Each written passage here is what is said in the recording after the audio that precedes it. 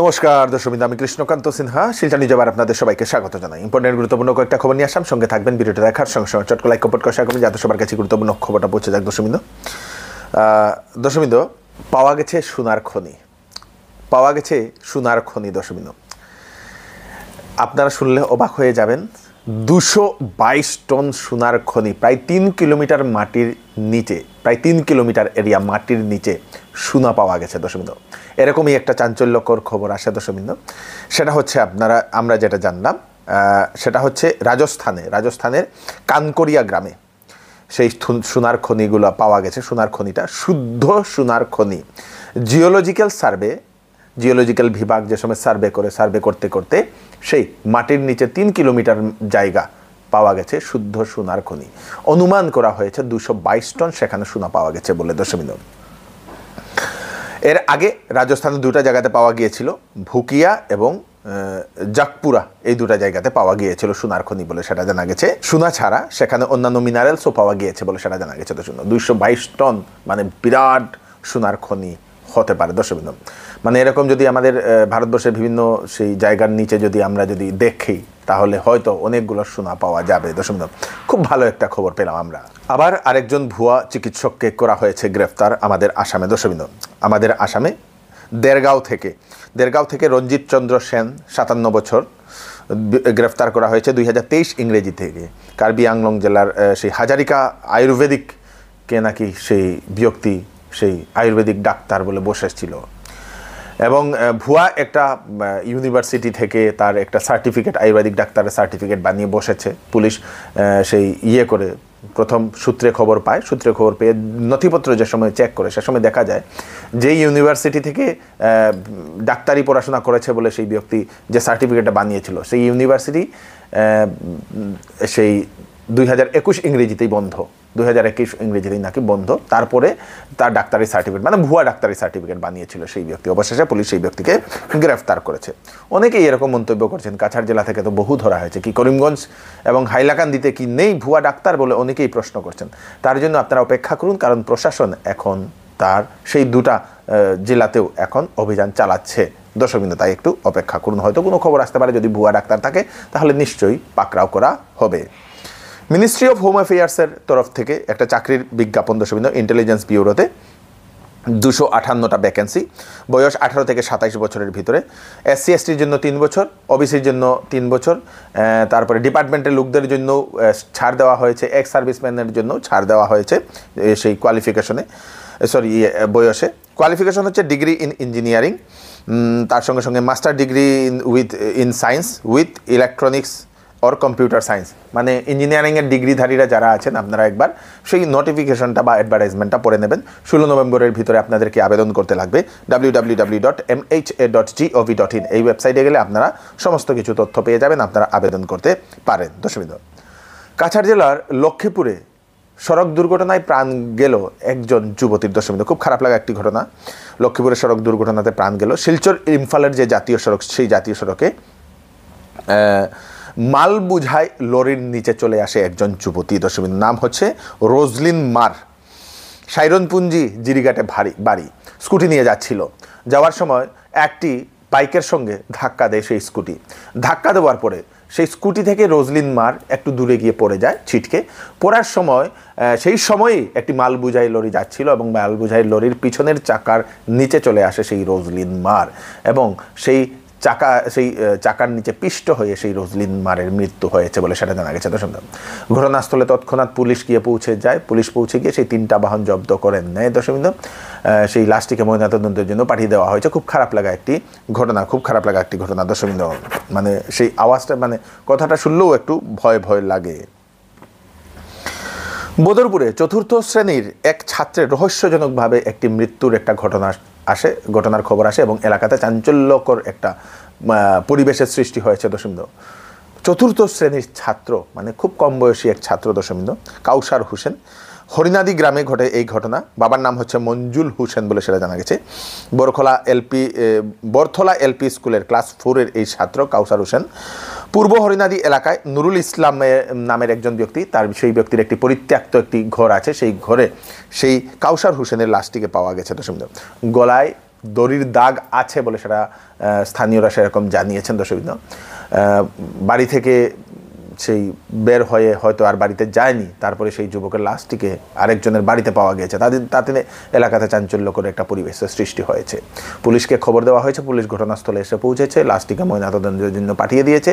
পরিবারের সন্দেহ এটা কোনো হত্যা হতে পারে এবং ময়নাতদন্তের রিপোর্ট আসার পরই সেই সঠিক রিপোর্ট জানা যাবে বলে পুলিশ সেটা জানিয়ে দিয়েছে। দর্শক, মানে খুব খারাপ লাগা ঘটনা ঘটছে। তো ছেলে মেয়েদেরকে সবারই একটু খেয়াল করে রাখা খুব দরকার আমাদেরই। আসন্ন দীপাবলি ও ধনতেরস উপলক্ষে শ্যামসুন্দর জুয়েলার্স আপনাদের জন্য নিয়ে এলো ধামাকাদার অফার। প্রতি গ্রাম সোনার গহনার মূল্যের উপর 250 টাকা ছাড় ও হলমার্ক গহনার মজুরির উপর ফ্ল্যাট 40% ছাড়। হীরার গহনার মূল্যের উপর ফ্ল্যাট 20% ডিসকাউন্ট। তাই তাড়াতাড়ি চলে আসুন Shyamsundar jewellers, central road, Silchar. Offer offer offer! এবার দুর্গাপুজোতে চৌধুরী টেক্সটাইল দিচ্ছে বাম্পার অফার। ফ্যান্সি কাপড়ে ফ্ল্যাট 20% ডিসকাউন্ট। তাছাড়া 7,999 টাকার কেনাকাটা করলে পাবেন গিফট, 14,999 টাকার কেনাকাটা করলে পাবেন গিফট, 24,999 টাকার কেনাকাটা করলে পাবেন গিফট। 10 দিনের বিক্রিত মাল পছন্দ না হলে আপনারা ফেরতও নিতে পারেন। তাড়াতাড়ি করুন চৌধুরী টেক্সটাইল, ফাটক বাজার, গলি নম্বর 2, শিলচর। কাছাড় জেলার এক বিশেষভাবে সক্ষম যুবক, সেই যুবককে চাকরি দেবেন মাননীয় মুখ্যমন্ত্রী ডক্টর হিমন্ত বিশ্ব শর্মা মহোদয়। উনি যে সময় আমাদের কাছাড় জেলার বরাক সফরে যে সময় এসেছিলেন, সভা শেষ করে ফেরার সময় সেই বিশেষভাবে সক্ষম ব্যক্তি মজিবুর মুখ্যমন্ত্রীর সঙ্গে সাক্ষাৎ করেন। তৎক্ষণাৎ মুখ্যমন্ত্রী মহোদয় চিনতে পারেন সেই মজিবুরকে। এর আগে সেই মজিবুরের সঙ্গে মুখ্যমন্ত্রীর আগে সাক্ষাৎ হয়েছিল আমাদের এখানে বাইপাসের ওখানে। তারপরে মুখ্যমন্ত্রী চিনতে পেরে তার সঙ্গে কথা বলেন এবং সেই মজিবুর মুখ্যমন্ত্রীকে একটা রিকোয়েস্ট করেন যে ঘর তো দেওয়া হয়েছে সরকারের তরফ থেকে, ঘর পেয়েছেন, কিন্তু এখন উনার জীবিকার জন্য কিছু চাইছেন, যেহেতু উনার ছেলে মেয়ে আছে, বাচ্চা আছে। তো সেই জন্য মুখ্যমন্ত্রী একটা কথাও দিয়েছেন সেই মজিবুরকে যে তার জন্য একটা চাকরিরও ব্যবস্থা করবেন বলে। খুব ভালো একটা খবর দেখলাম দর্শক, ভালো লাগে। একজন ব্যক্তির অনেকগুলো জিনিসপত্র হারিয়ে গেছে দর্শক। পৈলাপুর অঞ্চলে, আমাদের কাছাড় জেলার পৈলাপুর অঞ্চলে একটি ই রিক্সাতে নাকি অটোতে, ইলেকট্রিক অটোতে সেই নীল রঙের একটা ব্যাগ, স্কুল ব্যাগের মতো নীল রঙের একটা ব্যাগ, তার ভিতরে জাহানারা বেগম এবং জানবি বিবি নামের দুজনের ব্যাংক অ্যাকাউন্ট, আপনাদের সেই ভোটার আইডি, আধার কার্ড, তারপরে ঔষধ, প্রেসক্রিপশন, এইগুলো আছে। কোনো সহৃদয় ব্যক্তি যদি পেয়ে থাকেন, ওনাদের দেওয়া নম্বরে আপনারা ফোন করে একটু জানিয়ে দেবেন, যাতে ওনাদের কাছে এই খবরটা পৌঁছে যাক। দর্শকবৃন্দ, একটি সাইক্লোন দর্শকবৃন্দ দক্ষিণ বঙ্গোপসাগরে উঠেছে। ঘূর্ণি মান্থা 90 থেকে 100 কিলোমিটার প্রতি ঘন্টাতে সেই বইছে এখন বাতাস। অন্ধ্রপ্রদেশের আকাশে সেটা ঘূর্ণিটা সে মেইন সেখানে উঠেছে দর্শকবৃন্দ, এবং সেটার প্রভাব পশ্চিমবঙ্গেও পড়বে। 27 অক্টোবরে ভারী বৃষ্টিপাত হবে সেই অন্ধ্রপ্রদেশে, তার সঙ্গে সঙ্গে উড়িষ্যাতেও তার প্রভাব পড়বে, তার সঙ্গে সঙ্গে পশ্চিমবঙ্গের বেশ কিছু জায়গাতেও তার প্রভাব পড়বে বলে সেটা জানা গেছে। দক্ষিণ 24 পরগনা, ইস্ট মেদিনীপুর, এইগুলোতে অ্যালার্টও জারি করা হয়েছে দর্শকবৃন্দ, বৃষ্টি হওয়ার সম্ভাবনা সেই ঘূর্ণির কারণে। 14 বছরের এক কিশোরী দর্শকবৃন্দ, 9 মাসের অন্তঃসত্ত্বা, এরকমই একটা চাঞ্চল্যকর খবর আসে কাছাড় জেলার সোনাই সমষ্টির নকদিরগ্রাম এলাকায় দর্শকবৃন্দ। সেই নকদিরগ্রাম 2য় খণ্ডের 12মুনি গ্রামে 14 বছরের এক সেই যুবতী একজনের বাড়িতে থাকতো নাকি, এরকম কিছু জানা গেছে। এবং সেখানে আরেকজন যুবকও সেখানে কাজ করত, এবং সেই যুবকের উপর সন্দেহ করা এক ব্যক্তি আর কি, তার উপর সন্দেহ করা হচ্ছে। এবং সেই বাড়ির যে বাড়িতে থাকতো, দুজন কাজ করত, সেই বাড়ির যে মালিক, সেই মালিক পুলিশের কাছেও এফআইআর দিয়েছে। এবং সেখানের একটি সংস্থা, জনকল্যাণ সংস্থা, ওনারা ডিএনএ টেস্টেরও দাবি করছেন। বহুদিন ধরে সেই মেয়েটির পেট ফুলে গিয়েছিল সেরকম শোনা গেছে, যেরকম খবর পাওয়া গেছে, এবং পরিবারের লোকেরা হয়তো টিউমার হতে পারে বলে এরকম সন্দেহ করে এরকম ছিলেন। অবশেষে সেটা জানা যায় সেটা মানে গর্ভবতী বলে দর্শকবৃন্দ। পুলিশ সেই যুবককেও গ্রেফতার করেছে জিজ্ঞাসাবাদের জন্য। তারপরে পুলিশ এখন তার সঠিক তদন্ত করছে, কে বা কারা কীভাবে সেটা হয়েছে বলে সেটা তদন্ত করছে। যে যুবককে গ্রেফতার করেছে পুলিশ, সেই যুবক অলরেডি বিবাহিত বলে সেটা জানা গেছে। সম্পূর্ণ ঘটনাটি কয়েকদিন পরে সম্পূর্ণ তথ্য বেরিয়ে আসবে, পুলিশ সেটার এখন সঠিক তদন্ত করছে। আমার নাম শ্রী বিতান নাথ, আমি নদীগ্রাম 2য় খণ্ড 12মুনি গ্রামের নিবাসী।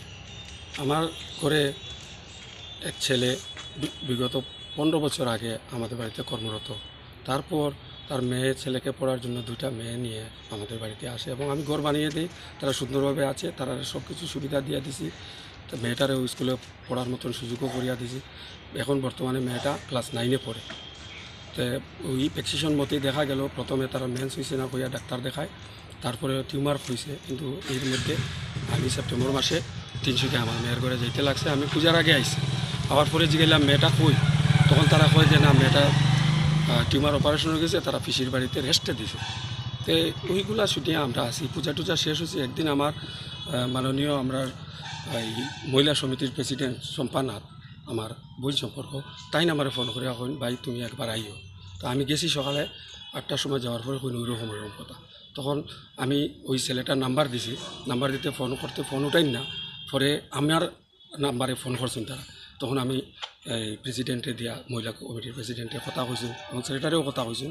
তারপরে এ ধরা পড়ছে যে মেয়েটা প্রেগনেন্ট। তখন হচ্ছেন তোমরা তাড়াতাড়ি নিয়ে আও। আইতেও রাজি নাই, আমরা বুদ্ধি করিয়া হইলে যেটা করিও আমার ঘরে আনিয়া হাজির করিয়া মহিলা সমিতির আছে আমি পৌঁছাইয়া দিছি। আর মহিলা কমিটির কাছে আমি বিচার চাইছি যে যাতে সুন্দরভাবে মেয়েটাই নিয়ে পায় এবং যে এই খারাপ কাজ করছে এই তার নাম ফুটিয়ে উঠছে মঞ্জেশ বারোই, তার যাতে উপযুক্ত শাস্তি হয় এই আমি বিচার চাই।